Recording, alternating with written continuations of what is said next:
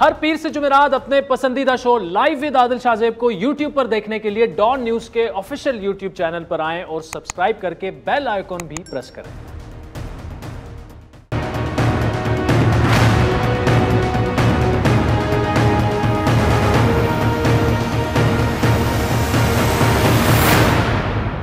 अस्सलाम वालेकुम नाज़रीन, ऐवान सदर इस्लामाबाद से मैं हूं आपका मेज़बान आदिल शाहजेब और आज के हमारे खुसूसी मेहमान हैं सदर मुमलिकत डॉक्टर आरिफ अलवी साहब। डॉक्टर साहब, thank you so much, you been very kind. हमेशा जब भी रिक्वेस्ट आती है तो thank you, such a pleasure. Television के जरिए लोगों से भी राब्ता रहता है जी। अच्छा डॉक्टर साहब,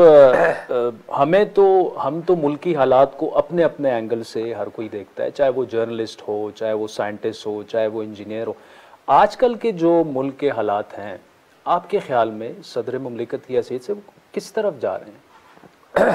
मैं समझता हूँ रास्ता बेहतरीन है ना, और बहुत एतबार से, मईशत के एतबार से, कौमी यकजहती के हवाले से, इंटरनेशनल पोजीशनिंग के हवाले से, जो पड़ोस में हो रहा है उसके हवाले से, मैं हर एतबार से समझता हूँ कि पाकिस्तान की पोजीशनिंग आज बेहतरीन है। मेरा ख्याल ये है कि अगर मैं पूरी तारीख़ पर 50 की दहाई, 60 की दहाई जो अयूब खान साहब की दहाई थी, 50 की दहाई जिसके अंदर बड़ी कंट्रोवर्सी चलती रही, गवर्नमेंट 10-10 दिन के लिए भी आई, फिर 70 की दहाई जिसके अंदर हमने 71 वॉर भी हुई और बांग्लादेश हमसे अलग हुआ, फिर 80 की दहाई जिसके अंदर अफगानिस्तान का मामला शुरू हुआ वगैरह, फिर 90 की दहाई, फिर करप्शन की दहाइयाँ हैं। तो इस वक्त मैं समझता हूँ ये जो दहाई है जो 20 से शुरू हुई है, ये पाकिस्तान बेहतरीन पोजीशनिंग में है। इसका एक यूथ बल्ज है जिसको अगर हमने सही एतबार से स्किल सेट दे दिया और तालीम दे दी तो ये खुद अपनी अक्कासी करने लगेगा। 4-5 साल में खुद अपनी अक्कासी करने लगेगा। ये आप समझ लें, तालीम देने का मतलब ये है कि जो प्राइमरी एजुकेशन में जो बच्चे हैं आज 2, 3, 4 की क्लास के अंदर, वो 5-6 साल के अंदर मैट्रिक और FSC में पहुँचेंगे और they will start participating in the economy of Pakistan, जो IT रिलेटेड अब दुनिया की इकानमी के साथ जम हो जाएगी। इसके अलावा मैं आपसे ये अर्ज़ करूं कि मिसाल के तौर पर एग्रीकल्चर के अंदर इस साल तकरीबन लोगों का एस्टिमेट ये है, प्राइम मिनिस्टर साहब ने भी कहा कि जनाब फार्मर्स को 1 ट्रिलियन रुपीस एक्स्ट्रा उनके पास गए। बिजनेसेस के एतबार से देखें, कोविड के बावजूद ये कहा जा रहा है कि टेक्सटाइल सेक्टर ये वो 800-900 अरब रुपया बिजनेसमैन और इंडस्ट्रियलिस्ट ने बनाया। तो सवाए इसके कि दुनिया के अंदर महंगाई है, उसके असरात पाकिस्तान पर भी होंगे। इसके अलावा पाकिस्तान की सारी कैफियत, यानी आपने कोविड का भी मुकाबला कर लिया यार, इससे बेहतर फिर परफॉर्मेंस इंडाइसिस क्या होंगे?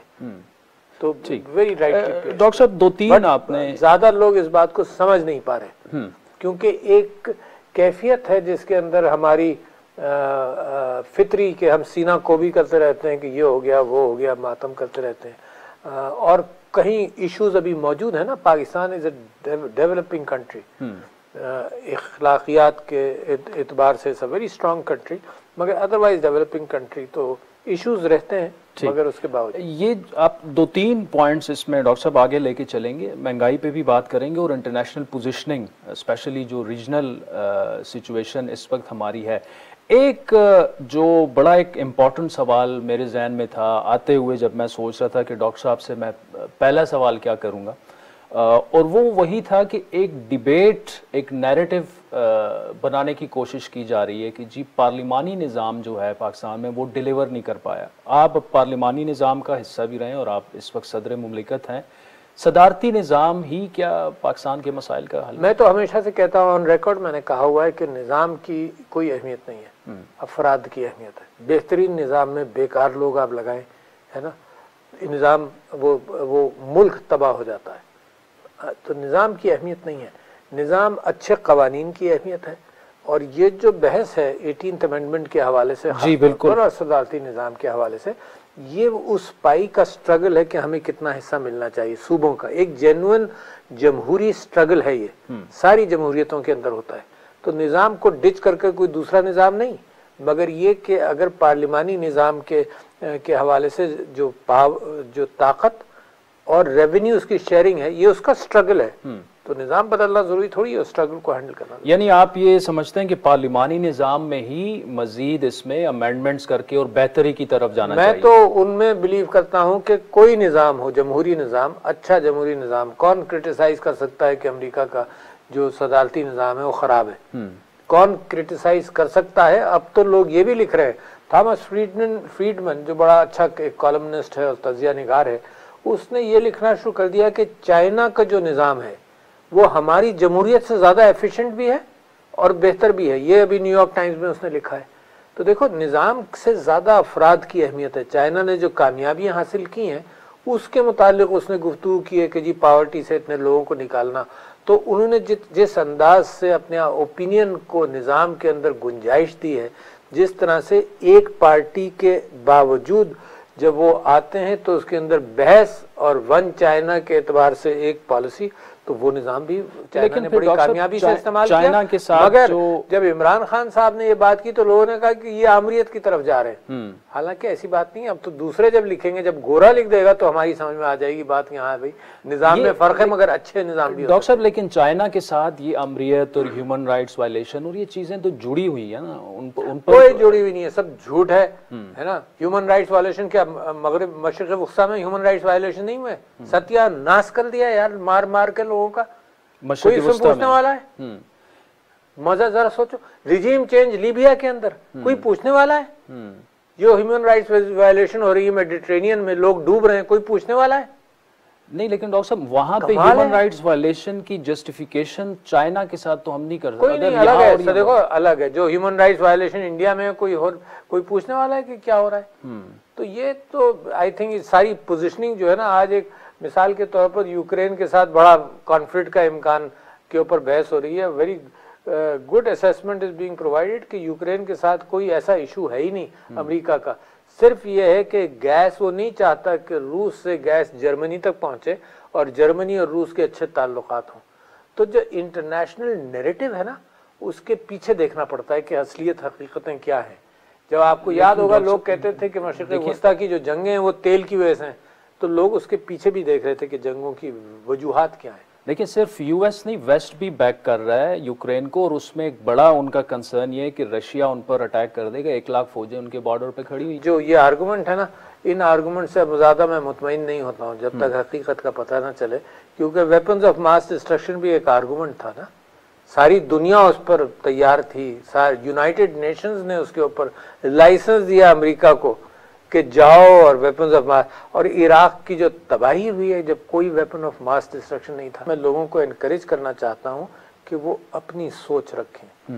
उस सोच बहुत जरूरी। मतलब रशिया अगर यूक्रेन पे अटैक कर दे तो पाकिस्तान को सपोर्ट करना चाहिए उनको? नहीं, मेरा ख्याल ऐसे कोई ताल्लुक नहीं पाकिस्तान का कि वहाँ अटैक करे। हम कहीं हम वॉर को कभी हम सपोर्ट नहीं करते, कभी हमने नहीं सपोर्ट किया। तो ये जो प्राइम मिनिस्टर अभी जा रहे हैं, इसकी टाइमिंग पर बड़ा सवालिया निशान उठाया जा रहा है कि जी आप प्राइम मिनिस्टर जा रहे हैं, वो उसी सिलसिले की कड़ी है जो मैंने आपसे कहा कि पाकिस्तान की अहमियत अब दुनिया में बहुत बढ़ती जा रही है। और रहे जो छोटे छोटे ममालिक होते हैं ना, अपनी आबादी से कहीं ज्यादा उनका फुटप्रिंट दुनिया में होता है। मिसाल के तौर पर सिंगापुर है ना, मिसाल के तौर पर दुबई है, मिसाल के तौर पर एस्टोनिया है। पाकिस्तान दुनिया का 5वां बड़ा मुल्क है और इसका फिंगरप्रिंट हकीकत से बहुत कम था। क्यों? क्योंकि हमें दहशतगर्दी के मामलात के अंदर हम खुद भी जंग के अंदर इन्वॉल्व हो गए जो हमारी नहीं थी है। उस एतबार से हमने अपना नुकसान किया।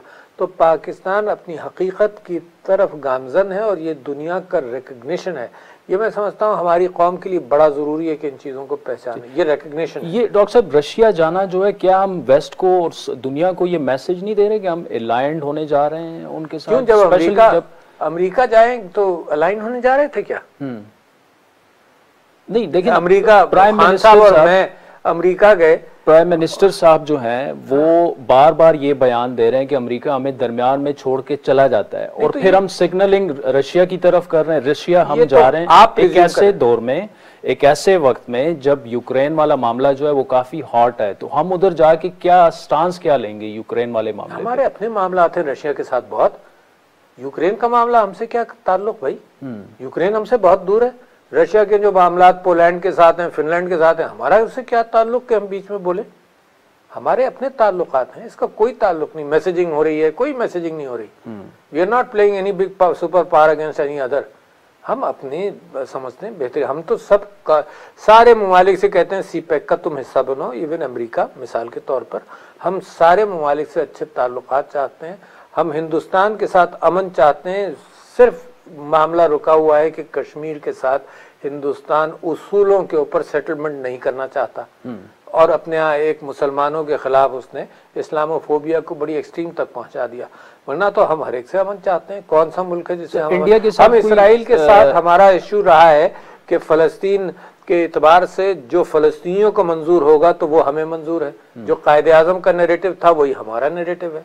तो हम तो किसी से जंग नहीं चाहते। बैकडोर डिप्लोमेसी अभी भी हो रही है इंडिया के साथ? तो ये मुझे इस बात का इल्म नहीं, मगर मेरा ख्याल ये है कि बैकडोर डिप्लोमेसी किसको कहा जाता है, यानी हम जो बात कहते हैं शायद अमेरिका से जिक्र करते होंगे, अमेरिका कुछ बात करता है। हम चाहते ये हैं कि दुनिया का प्रेशर हिंदुस्तान पर, भारत पर इस अंदाज से पड़े कि जो जेनोसाइड की तरफ उसका पेशरफ्त है वो रुके।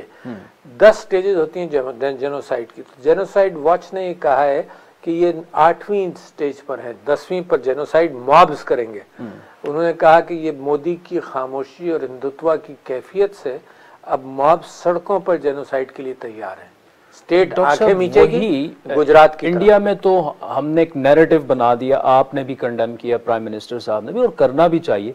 लेकिन हमारे अपने यहाँ जो हो रहा है, सियालकोट में जो श्रीलंकन सिटीजन के साथ हुआ, कल मियां चुन्नू वाला जो वाकया है, ये अदम बर्दाश्त इतनी बढ़ती जा रही है कि हम अपने मुल्क में अगर हम कंट्रोल नहीं कर पाते तो क्या हमें हक है कि हम दूसरे ममालिक को कहें कि जी आप स्टॉप करें? ये बड़े अफसोस की बात है। मैं समझता हूँ कि जो लोग ये हरकतें कर रहे हैं वो हुजूर अकरम सल्लल्लाहु अलैहि वसल्लम की उसवा हसना से वाक़ियत उनकी कम होगी।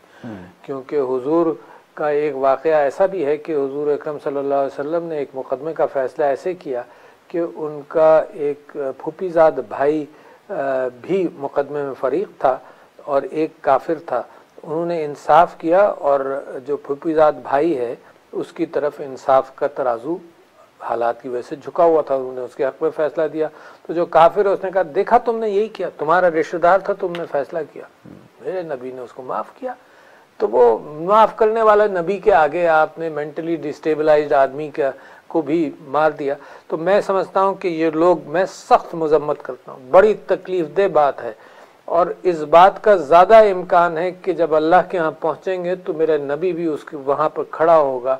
उन मासूमों को या जिनको सज़ा ये नहीं मिलनी चाहिए थी, जो अवाम ने लिंचिंग के एतबार से दी कि वो उनको सज़ा नहीं मिलनी चाहिए थी, तो मेरे नबी भी उसके खिलाफ गवाही देंगे। बड़ा ख़तरनाक मामला है और ये पाकिस्तान में होना नहीं चाहिए।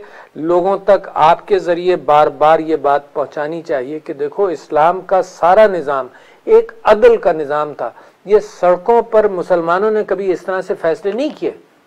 किस दौर में सड़कों वाले फैसले जो कभी नहीं किए। ये जंग में हुआ तो आप बड़ा क्लियर हेडेड आप उस पे जंग में होता है, जंग में होता है कि आपके तदारुक के लिए क्या गवर्नमेंट अब तक तो कुछ नहीं कर पाई? क्या ये गवर्नमेंट देखो हर चीज गवर्नमेंट के खाते में अगर आप डालेंगे ना तो इसी वजह से तो ये कॉम्प्रिहेंशन कमजोर है।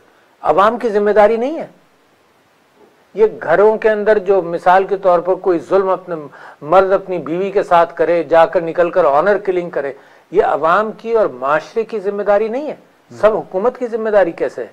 जब ही काम माशरे में ठीक नहीं होता, जब सब किसी एक या इंसाफ के कटेरे में सारी चीजें डाल दें। सेंसिटिव है कि लीड गवर्नमेंट को ही लेनी पड़ेगी। पुलिस आप देखें ना, पुलिस ने इस मियां चुन्नू के वाकये में पुलिस की बहस करना चाहते हैं कि गवर्नमेंट की जिम्मेदारी जरूर है, यकीनन आएगी, आफ्टर द वाक़या आएगी, वाक़े से पहले नहीं आएगी। आपने देखा कि पुलिस अगर सारा मॉब पुलिस स्टेशन को सराउंड कर लेगा तो पुलिस का क्या रिएक्शन होगा?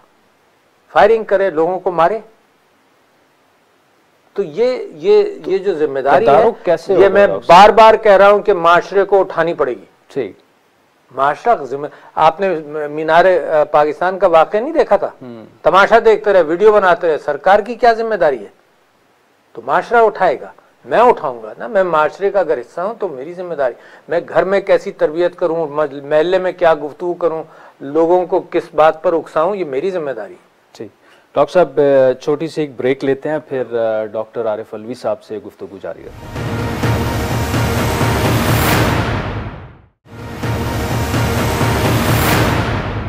वेलकम बैक नाज़रीन, ऐवान सदर इस्लामाबाद में एक दफ़ा फिर खुशामदीद। सदर मुमलिकत डॉक्टर आरिफ अलवी साहब आज हमारे मेहमान हैं। डॉक्टर साहब, सियासी हालात को अगर देखा जाए तो अदम एतमाद की बातें हो रही हैं। अगर वो एतमाद की तहरीक कामयाब हो जाती है, पाकिस्तान पॉलिटिकल डिस्टेबिलिटी की तरफ जाएगा। ये बहस जो असल इशू से हटकर है, ये 2018 से जब से मैं आया हूँ ना, जब से आज हुकूमत जा रही है, कल हुकूमत जा रही है, कोई मजमून लिख रहा है, कोई कह रहा है मेरी कान लगे हुए कौन सी जगह है यहाँ पर, वहाँ जहाँ से फौज का ओपिनियन निकल सकता है, रावलपिंडी से मेरी कान लगे हुए हैं, वहाँ गेट से नंबर 4 मुझे ये इत्तला मिल रही है, और असेंबली में ये हो रहा है, बस जाने वाले हैं आने वाले हैं। यार कोई सब्सटैंशियल गुफ्तगू जो है ना, वो तरक्की याफ्ता कौमों के अंदर ज़रूरी है। ये अनसब्सटैंशियल गुफ्तगू है कि जी हुकूमत जा रही है, क्या होगा, कल क्या होगा, इसी हैजान में मैं अपनी ज़िंदगी गुजार दूँ, और असल हकीकतों जो जिनकी ज़रूरत, जिन पर बहस होनी चाहिए, उस पर कोई बहस नहीं है। जब होगा तो देखा जाएगा। यार डॉक्टर साहब देखिए ना, धुआं वहीं से उठता है जहाँ पे नहीं कोई धुआं तो जरूरी नहीं है यूं कर जनाब धुआं उठाएं और मिट्टी उठाएं, कोई कैफियत। अब गई हुकूमत अभी तक, हुकूमत तो अभी है ना, लेकिन अब कहा जा रहा है कि ये बड़ी सीरियस मूव है। नहीं, अगर आपसे मेरी बात होती शुरू के 6 महीनों में, तब भी आप ये कह रहे होते। कहा है आपने नहीं, मीडिया के लोगों ने जो मुझसे गुफ्तगू की, उन्होंने कहा जी जाने वाली है, तो उसमें क्या फर्क पड़ता है। लेकिन इस पे बिल्कुल अगर डॉक्टर साहब बात ना की जाए और मुल्क को अगर दरपेश देखें, आप मेरी बात को गलत समझ रहे हैं। नहीं, मैं सिर्फ ये कह रहा हूँ कि जितनी बहस हुकूमत के जाने पर है ना, उसको कम कर पॉजिटिव्स को बढ़ा लें। डॉक्टर साहब एक और मामला, अब आई होप कि इस पर आप ये नहीं कहेंगे कि इस पर डिबेट, मैं डिपेंड करता है, जो आप कहेंगे उसके ऊपर बताऊंगा आपको। और कल आर्मी चीफ से आपकी मुलाकात हुई, उसके बाद प्राइम मिनिस्टर साहब, और इसको बड़े डिफरेंट गॉगल से देखा जा रहा है इस मुलाकात को। Should we read too much into it? मेरा ख्याल, मैं खुद अखबार पढ़कर मुझे खुद ताज्जुब हुआ कि आर्मी चीफ मेरे पास एक रूटीन के एतबार से मुझसे मुलाकात होती रहती है, और हालात सिचुएशन के एतबार से मैं आगे ही चाहता था। मैं परेशान था पिछले दिनों, जो शहादतें हुई हैं जी, उस हवाले से बहुत सीरियस इशू था मेरे जहन में, और आर्मी चीफ ने फिर मुझे आकर कुछ वजूहात भी बताई। उसके अंदर एक वजह उन्होंने ये भी बताई कि जिस अंदाज से अमेरिका का इनखला हुआ अफगानिस्तान से, तो उसमें बहुत सारा इक्विपमेंट जो है वो बहुत लोगों ने बेचा और गलत हाथों में पड़ गया। उसमें नाइट विजन गॉगल्स की उन्होंने मिसाल दी, मिसाल के तौर पर उन गन्स की मिसाल दी जो हमारी फ़ौज के पास नहीं है, अमेरिकन ट्रूप्स के पास थी।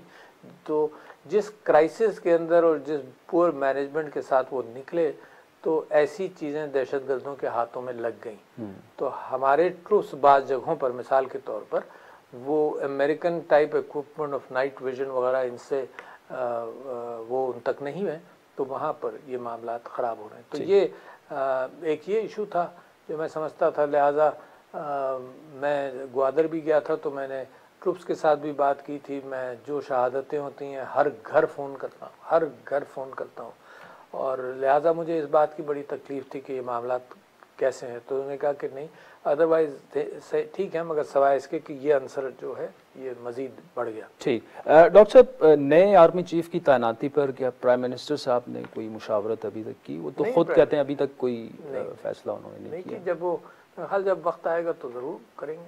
आज एक कॉलम जंग अखबार में छपा है, अगर आपकी नज़र से गुजरा, वो उसमें एक लाइन ये कि वज़ीर-ए-आज़म इमरान खान ने पार्लियामेंट और एक अहम शख्सियत के मुस्तकबिल के हवाले से 2 हुक्मनामे खामोशी से सदर मुमलिकत से दस्तखत करवा कर अपने पास रख लिए हैं। इन हुक्मनामों में क्या है, किसी को कुछ नहीं पता। मेरे ख्याल से ये मैं खुद वाकिफ़ नहीं हूँ कि इनको क्या, किस चीज़ पर, ऐसा कोई काम नहीं है जो प्राइम मिनिस्टर मुझसे दस्तखत करवा कर रख लिया हो, क्योंकि जब मैं दस्तखत करता हूँ तो वो वैसे ही पब्लिक हो जाती है बात।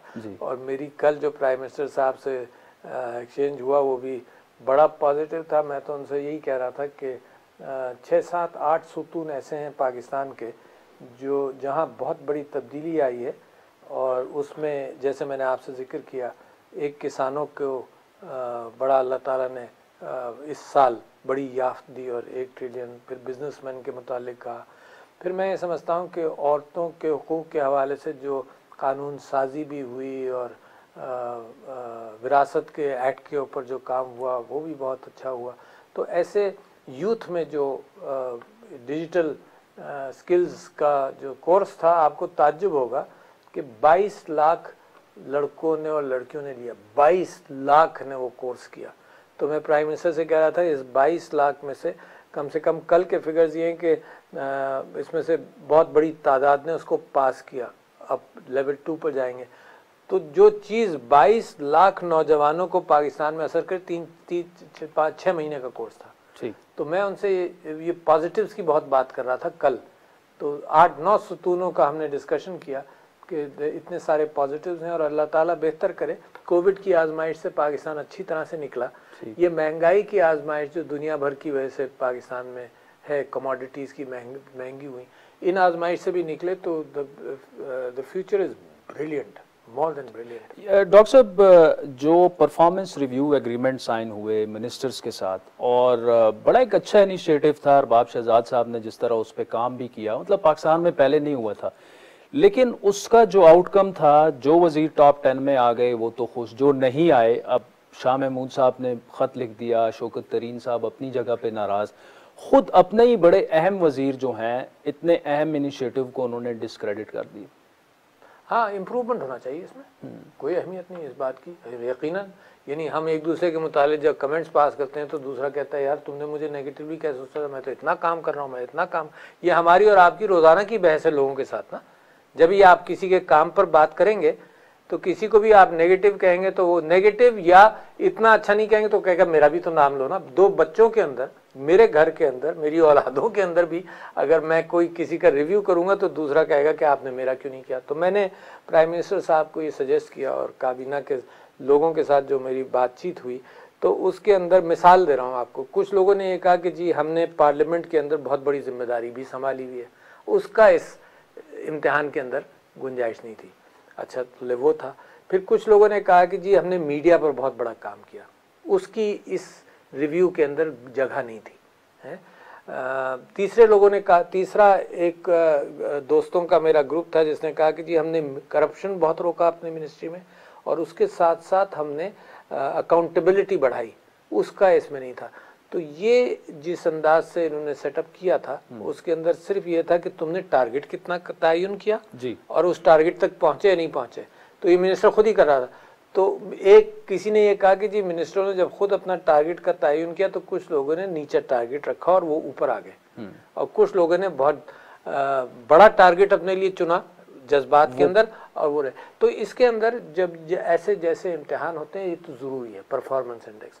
लोगों ने कहा कि यार, बहुत लोगों ने कॉलम्स में लिख दिए कि यार हुकूमत का परफॉर्मेंस ओवरऑल तो इतना ख़राब है, और फिर वो ये करने लगे। तो इसका एक अंग्रेजी का नया लफ्ज़ है, उसको कहते हैं व्हाट अबाउटिज्म।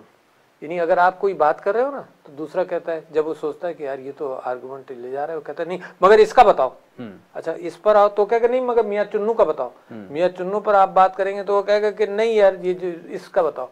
तो असल के अंदर इस गुफ्तगू के अंदर ये बड़ा अच्छा काम है कि रिव्यू हो रहा है, लोगों को टारगेट्स दिए जा रहे हैं और इस सिस्टम को इम्प्रूव करना पड़ेगा। कोई परफेक्ट सिस्टम कहीं से आया, इंसाफ तो अल्टीमेट वहाँ होगा। अच्छा डॉक्टर साहब, ये जो टॉप 10 में आए हैं तो आप एग्री करते हैं कि, क्योंकि एक ये भी इंप्रेशन दिया जा रहा है कि उन लोगों को आगे लाया गया जो कि पीएम साहब से ज़्यादा करीब हैं, फॉर एग्जांपल मुराद सईद उनके साथ क्लोज है या असद उमर साहब उनके साथ क्लोज हैं, तो उनको ऊपर लाया गया। मैं ये पता नहीं क्यों सब लोगों को शुबा होता है कि नहीं जी इसमें कुछ गड़बड़ है। अच्छा, इसमें गड़बड़ लोगों की नहीं है, इसमें गड़बड़ उन क्राइटेरिया की है कि इम्तिहान कैसे सेटअप किया गया। मगर हम भी मजबूर हैं, हम कहेंगे कि इसमें शरारत है, इसमें यह गड़बड़ है कि लोग अपना प्रेफरेंसेस दे दिया। मैंने आपको बताया कि सब जानते हैं कि ये जिन क्राइटेरिया पर उन्होंने इम्तिहान लिया, ये उन क्राइटेरिया पर यही मेरिट है। क्राइटेरिया बेहतर करना पड़ेगा ताकि मेरिट जरा सा फैले। ठीक डॉक्टर साहब, एक ब्रेक मजबूरी बन जाती है हमारी, छोटी सी नाज़रीन एक ब्रेक, जिसके बाद डॉक्टर आरिफ अलवी साहब से दिलचस्प गुफ्तगू जारी है।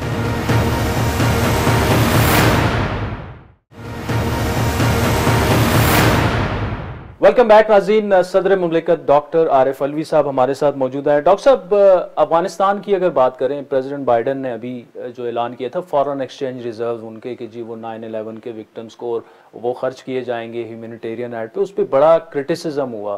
प्राइम मिनिस्टर साहब ने भी कहा कि जी ये बड़ी ज़्यादती है। क्या आप समझते हैं कि हमें अफगानिस्तान की इतनी खुल के ओपनली वकालत करनी चाहिए? मैं कहता हूँ हर सच की बात करनी चाहिए, वकालत नहीं। हर सच क्या है? सच की पहचान दुनिया में कमज़ोर होती जा रही है। अक़दार की पहचान, ख़ास तौर पर इंटरनेशनल रिलेशंस में इसकी कोई अहमियत नहीं है। अब सच क्या है? अहमियत इस बात की कि किसके साथ हमारे तिजारती ताल्लुक़ात हैं, किसके साथ मुस्तक़बिल में हमें पैसों का फ़ायदा होगा, किसके साथ किस क़ुव्वत को रोकना है तो किसको दबाना है, चाहे मासूम हो चाहे मासूमियत की भी कोई अहमियत नहीं है। तो मैं समझता हूँ कि वक्त आएगा दुनिया के अंदर, ये मैं फ़लसफ़ियाना एक प्रेडिक्शन कर रहा हूँ कि वक्त आएगा जहाँ मोरालिटी के स्टैंडर्ड्स अब वापस आएंगे। इस वक्त दुनिया के अंदर कोई मोरालिटी का स्टैंडर्ड नहीं है। ये जंगें होती रहें मगर ज़्यादा ख़राब ना हो। कश्मीर का मसला हल करने की ज़रूरत नहीं है, बस ये लड़ाई ना हो आपस के अंदर। ये जो एटीट्यूड है जिसके अंदर सुपर पावर्स, आपको याद है कश्मीर के मामले के अंदर 50s के अंदर और 60s के अंदर रूस अपना वीटो इस्तेमाल करता था जब भी सिक्योरिटी काउंसिल में बात आती थी। कहानी बदल गई। अब रूस के मुकाबले में सारी बहुत सुपर पावर्स ऐसी हैं जो इंडिया का साथ दे देती हैं कभी कभी। तो लिहाजा ये जो मामला है ये कंपनसेशन की बात है। आपको याद होगा पैनाम का जहाज़ गिराया और उसका इल्ज़ाम लीबिया पर गया और शायद $3 मिलियन फी कस लीबिया से लेकर उन लोगों को दिया गया कंपनसेशन। ईरान का जहाज़ गिराया तो कहा गया कि एक्सीडेंट है, वहां कोई कॉम्पनसेशन नहीं हुआ जो ईरानी मुसाफिर थे। तो ये बराबरी की कैफियत कहीं नहीं। जिसने जब वो आप पाकिस्तान के अंदर भी है, दुनिया में भी, कब्जा सच्चा दावा झूठा। तो क्योंकि हाथ में पैसा है तो चाहे वो भूखे मर रहे हों, भूख के मामलात ख़राब हों, तो ये पैसा रिलीज़ नहीं करना। तो ये कोई किसी का साथ देना, इन जो मजबूर हों और मजलूम हो उनका साथ देना, तो कम से कम मुसलमानों की अक़दार के अंदर वो बड़ा क्लियर है। तो इसमें कभी पीछे नहीं हटना चाहिए। डॉक्टर साहब, प्राइम मिनिस्टर साहब ने 2-3 दफ़ा वो स्टेटमेंट दे दी कि जी अमेरिका जो है वो हमें मुश्किल में छोड़ के चला जाता है, फिर एब्सोल्युटली नॉट वाली स्टेटमेंट। मतलब डिप्लोमेसी में क्या आप नहीं समझते कि थोड़ा सा हमें हाथ होला रख के और ट्रेडिशनल तरीकों से अपनी बातें कम्युनिकेट करानी चाहिए? ये ट्रेडिशनल तरीके ही हैं, ये ट्रेडिशनल तरीके हैं। हम कह रहे हैं कि सर एक दफ़ा कह दें वो काफ़ी होना चाहिए। क्योंकि देखें, एक दफा से क्या मतलब आपका? मतलब वेस्ट साल में एक मतलब कहते हैं? नहीं, लेकिन रिपीटेडली एक बात करने से ये होगा कि देखें अमेरिका के साथ हम अपने ताल्लुकात इतने भी ना बिगाड़ लें। देखें IMF का मामला है, फैटफ के मामलात हैं, तो हम अगर वो स्टेटमेंट एक दफा कह दी, बात कम्युनिकेट होगी, तो बार बार करने से बात कम्युनिकेट, क्योंकि हम ये हम लाउड एंड क्लियर हम इनसे बहुत दिनों से कह रहे हैं, कम से कम 15 साल से कह रहे हैं कि जब वक्त आता है तो तुम छोड़ गए। बहुत अरसे से कह रहे हैं हम। आप अगर देखें तो 70 की दहाई से हम उनसे कह रहे हैं। अब ये आपको याद होगा डॉक्टर साहब? हमें मेरा ख्याल है अब ये वो बताएंगे क्यों नहीं सुन रहे, मगर हम 70 की दहाई से कह रहे हैं। आपको याद है कि जब हम ये कह रहे थे कि जी ना 7th फ्लीट पहुंचने वाली है और हमारे उनके साथ पैक्ट्स हैं, ये हम जब से कह रहे हैं, तो आपका अगर ये समझते हैं कि एक मतलब साल में कह दें तो काफ़ी होगा, तो दैट नॉट फेयर। असल में जब गुफ्तगू होगी जी, हकीकत और असलियत को यकीनन डिप्लोमेटिक लैंग्वेज के अंदर बात की जाती है। अनडिप्लोमेटिक बात अगर आप घर में बेडरूम में कर लें तो दूसरी बात है, मगर पब्लिक परसेप्शन के अंदर पाकिस्तान अपनी पोजीशनिंग क्लैरिफाई करता रहे और एक उसूली कौम के तौर पर ये दुनिया के अंदर नई, मैं आपसे कह रहा हूँ, दुनिया की मांग है, पिछे हुए अक़वाम की मांग है। यानी और पिछी हुई अक़वाम इत्तेफाक से इस वक्त क्योंकि मुसलमान कमज़ोर है तो मुसलमानों के यहाँ ज़्यादा पिछी हुई कौमें हैं। रोहिंग्या के साथ जो हुआ, ये मांग है कि हकीकत के ऊपर बात की जाए और दुनिया को कन्विंस किया जाए, और इसमें खामोशी जो है वो क्रिमिनल हो जाएगी। डॉक्टर साहब, ये 80s से अगर देखें, 71 में भी आपने अभी जिक्र कर दिया, 80s में जो सोवियत के साथ वो वॉर पूरी हुई, उसके बाद फिर वो छोड़ के चले गए, फिर 9/11 हुआ, तो हम बार बार फिर इस्तेमाल क्यों हो जाते हैं उनके लिए? ये तो उन लीडरशिप से पूछें जो इस्तेमाल हुए। है ना, वही बता सकते हैं क्यों इस्तेमाल हुए। मेरे ख्याल से ये जो कैफियत है कि अपने पैरों पर खड़े हो ज़रूरी है, वरना मईशत की वजह से भी आदमी कॉम्प्रोमाइज़ करता है। जो गरीब है ना, जिसके पास कुछ नहीं है, तो वो माशरे के अंदर भी आप देखते हैं कि उसका वज़न गुफ्तगू के अंदर कितना होगा। तो एक तो इकोनॉमिकली हमें स्टेबल होना पड़ेगा, तब हमारी बात भी दुनिया सुनेगी। तो भुट्टो साहब ने एक किताब लिखी थी 60s में, मैंने पढ़ी थी जब मैं कॉलेज में था, द मिथ ऑफ इंडिपेंडेंस। बड़ी अच्छी किताब थी, ज़्यादा ज़ख़ीम नहीं, छोटी सी किताब है। उस मिथ ऑफ इंडिपेंडेंस में भुट्टो, ज़ुल्फ़िकार अली भुट्टो साहब ने भी, जब वो फॉरेन मिनिस्टर थे, उन्होंने ये एहसास दिलाया कि ये मिथ बन जाती है कि हम आज़ाद हैं, क्योंकि बहुत सारी चीज़ों के अंदर हमारे स्ट्रिंग्स अटैच रहते हैं। तो लिहाजा अभी भी मैं समझता हूँ पाकिस्तान को मुकम्मल तौर पर आज़ादी जब हासिल होगी, जब वो माशी एतबार से और अपने दिफाई एतबार से वो बहुत मुस्तहकम होता जाएगा, जैसे होता जा रहा है। ठीक, डॉक्टर साहब आखिरी ब्रेक। बिल्कुल नाज़रीन, वक्त तो चाहता है एक ब्रेक का, जिसके बाद डॉक्टर साहब से कुछ सॉफ्ट चिट चैट भी करते हैं हमारे साथ।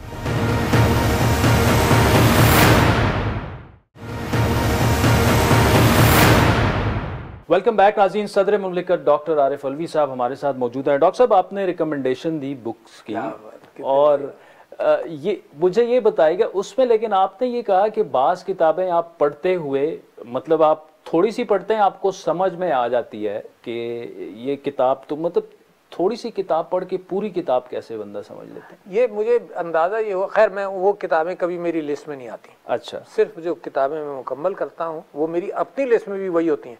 इस वक्त मेरे पास, जब से प्रेसिडेंसी में आया हूँ, तकरीबन 85 या 90 की तकरीबन किताबें मैंने पढ़ी होंगी, जो पूरी पढ़ी।